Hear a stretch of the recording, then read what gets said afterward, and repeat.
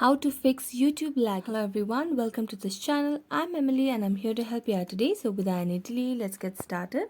So first of all, make sure that you have a stable Wi-Fi connection on your device. If not, a cellular data can also be switched to. Then what you can do is go to the Play Store application and then search for YouTube application. Make sure that you have an updated and the latest version of the application on your device. So as you can see, the app is updated to its latest version on my device. So I'm going to go back and then make a long press on YouTube. Then tap on app info. After tapping on the app info, it will lead you to a new page where you can see the option of clear data at the bottom right corner of the screen. So just tap on clear data and then tap on clear cache. Tap on OK. After that, go to the app permissions and make sure that you have toggled on all the required options for smooth operation of the app on your device.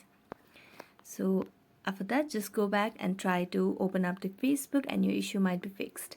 So thank you so much for watching this video. If you enjoyed watching it, don't forget to like, subscribe and hit the bell notification for more updates. That's it for today. See you next time.